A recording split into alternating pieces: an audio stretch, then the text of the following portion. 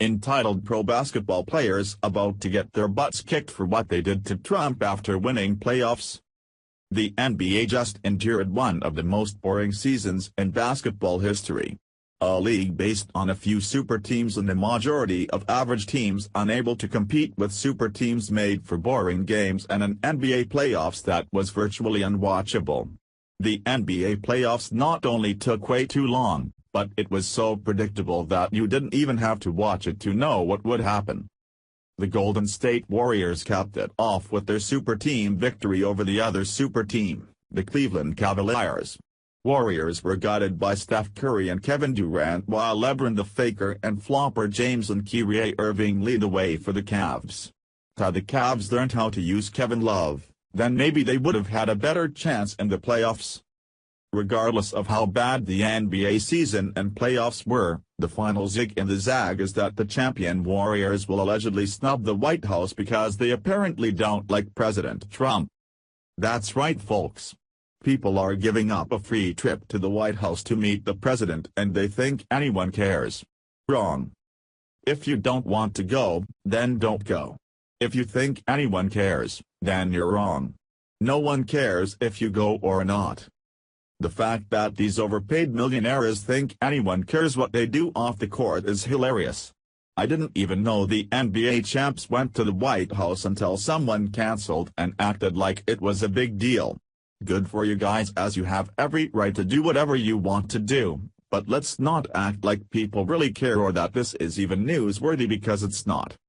Before the fizz had gone off the champagne, reports are out that the Warriors are likely to snub President Donald Trump by declining to make the traditional visit to the White House. According to the liberal blog Raw Sewage Story, Golden State Warriors refused to visit White House after winning NBA title, reports. The NBA champion Golden State Warriors unanimously agreed to skip the customary White House visit, according to reports, although the team hasn't yet commented. This is funny. Before the Golden State Warriors even say anything, there's already other people reporting that the players will skip the trip to the White House. That's hilarious because everyone tries tying things in with the Trump story. Everyone's hot on the press, seeking ratings like a heat seeker headed for an enemy aircraft. What's next?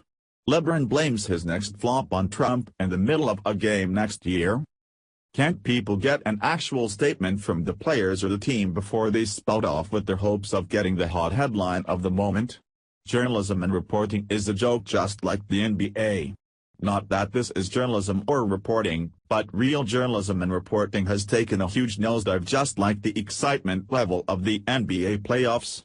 Sure, Game 5 ratings hit record levels, being the highest watched contest since a game featuring Michael Jordan in 1988, but just because a lot of people watched it, doesn't mean it was worth watching.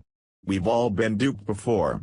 Wouldn't it be nice for journos out there to report accurately with factual info instead of leading themselves into the pit of fake news?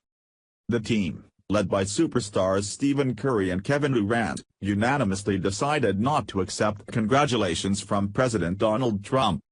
A team representative declined to comment on those reports, which circulated Tuesday morning in the hours after winning the title. Is this a fact, or is this something they think will happen?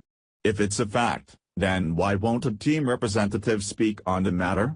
Is it because they haven't actually decided yet, but people are reporting it's true just in case they decline? Warriors coach Steve Kerr has ripped Trump as a blowhard and ill-suited for the office, and player David West said the president was a poor role model.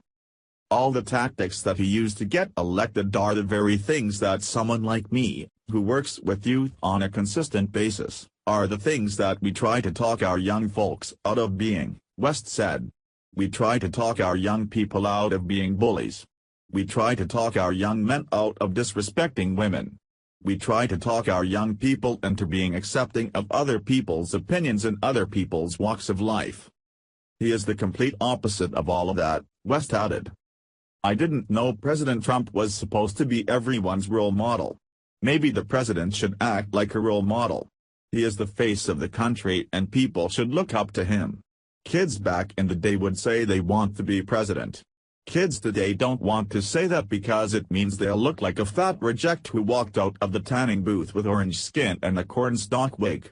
I don't care if you like Trump or not, the guy visually looks like a tall Oompa Loompa with hay hair. I can criticize him all I want because I voted for him and he's my president.